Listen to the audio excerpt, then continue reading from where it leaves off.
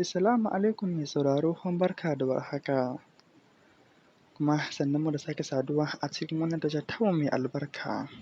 inda a yau ma muka zo muku da wannan babban batu akan wannan babban ɗan ta'adda wato Bello Turji.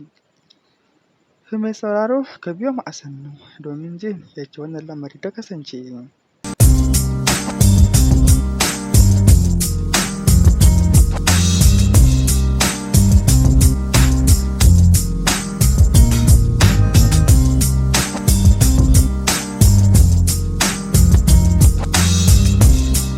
Barkanmu da dawowa. A tun baya-bayan can ne dai gwamnatin wannan ƙasa da ma ɓangarorin ƙasar nan da dama da suka shiga halin ƙaƙa-ni-ƙayi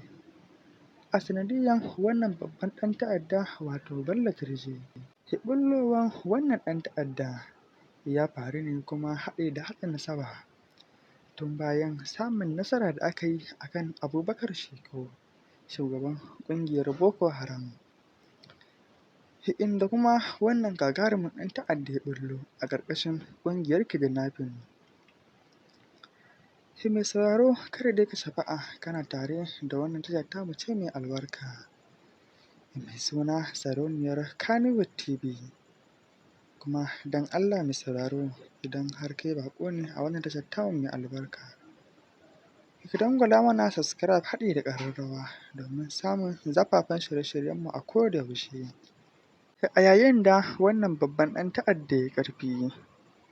a arewa maso yammacin Najeriyan nan, kama daga Zamfara, Katsina, wajejen Kaduna da dai sauransu, inda al'ummar waɗannan yankuna sun shiga tashin hankali matuƙa da kuma neman ɗauki a wajejen gwamnati, inda baya-bayan can ne wannan gagarumin ɗan ta'adda ya fito har social media inda yake faɗan cewa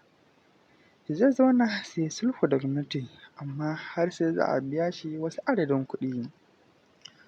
inda kuma gwamnati ta ɗauki alƙawarin cewa sai ta kawo ƙarshen shi ba tare da wannan yarjejeniya ba. To Allah dai ya kyauta, kuma al'ummar ƙasar nan gabaki ɗaya addu'a dai kawai ake ta yi kuma ita ce mafita,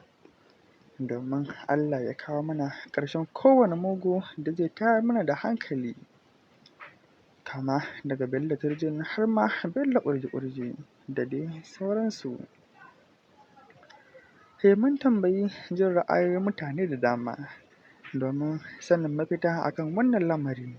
da kuma al'umma da dama cewa suke addu'a ita ce mafitar wannan al'amura.